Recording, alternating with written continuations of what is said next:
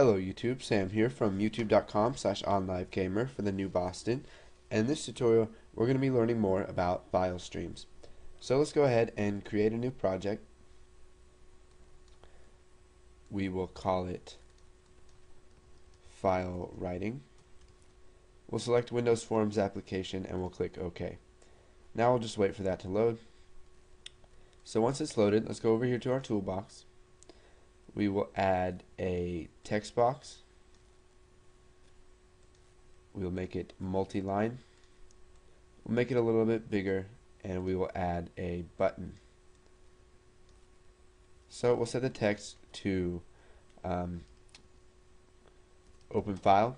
Now for now this is just going to open the same file each time. We're going to be learning about open file dialogues later on. So then we'll make another button, and we will have it say write file. So we'll go ahead and set the names of each one of these. So button write and button read. Okay, so we'll go ahead and double click on open file, and once we're in here we'll just zoom in some. Okay, so what we need to do to use streams is import system.io. So system.input-output. Now let's come up here and create a new file stream.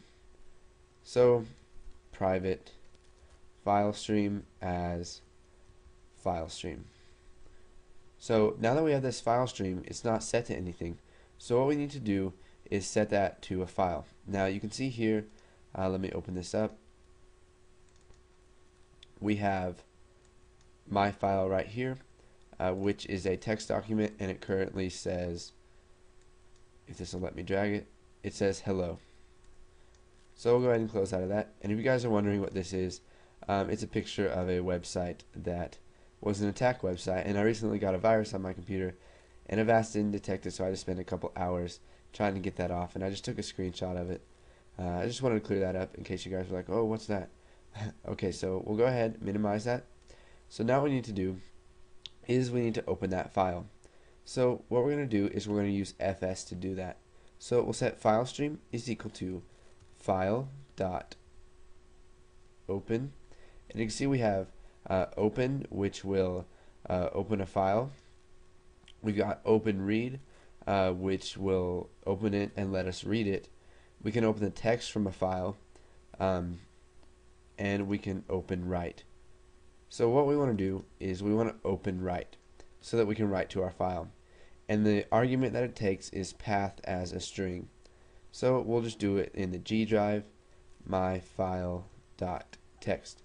Now if we try to access directly into the C drive, we're going to get a permissions error because the application does not automatically have access to the C drive. We'd have to run it as the admin, and that's partly the reason why I'm using the G drive for each one of these. So now what we need to do is we need to write some text to that file. So let's go ahead and first let's put all of that text inside of the text box.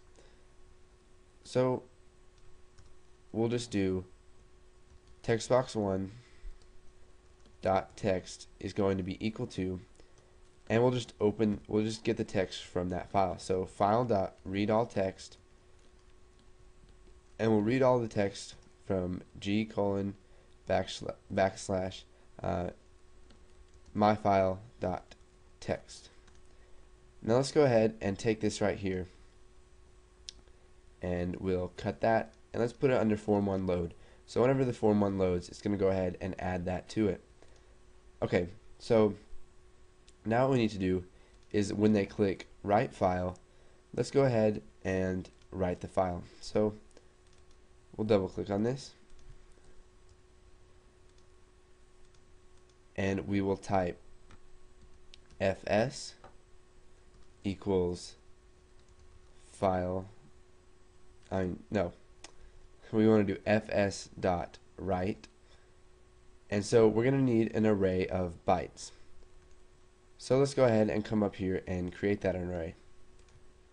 So we'll declare an array by using the dim keyword, and let's just call it file words, and we want to make an array of bytes. Now we're going to have to set that equal to something. So we'll just use new UTF-8 encoding. We'll type true in right here. Dot. Now what we need to do is type get bytes. So get bytes, and then at the path g:\backslash myfile.text. So this is just basically going to get everything in that text file, and it's going to write it. It's going to save it in this byte array. Now we're going to have to import system.text for this to work. So actually, we're not going to need this right here. This is not the path. This is the text we're going to use. So we'll just type textbox1.text. So what we want to write to that file is our file words. And we need to add the parentheses or not.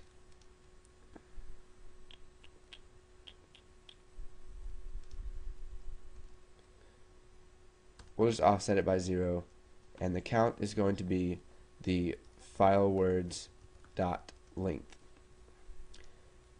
So we're going to take this file words byte array, and we're going to write it to our file that we've opened, which is gmyfile.text. And then what we want to do is offset it by 0, which basically we'll just put it right in after the last character. And the length that we want to write it is pretty much everything inside of this array, which is file words.length. Now let's make sure everything is working. So we'll go ahead and run this. Okay, so we'll type hello YouTube, and then we'll click write file. Now let's go ahead and close out of this, and we'll open that file back up and see if it saved our changes. So you can see here that we've got hello YouTube inside of our text file. So obviously there's some changes that you can make in this for the better. As you can see, when they have to click read to actually open the file to be able to write to it, we should have put that under form1 load, but I just put it in there for this tutorial. And whenever they want to write, it's going to go ahead and get the bytes for whatever they've put in the text box 1. Now the reason we need to do this is because the write function or method only accepts a byte array. So we just need to create this. You don't really have to know what this means. It's just UTF encoding is the standard used for text files. We want it to be true, and then we want to get the bytes of whatever they've typed in. So go ahead, practice this, and once you got that down, go ahead and move on to the next tutorial.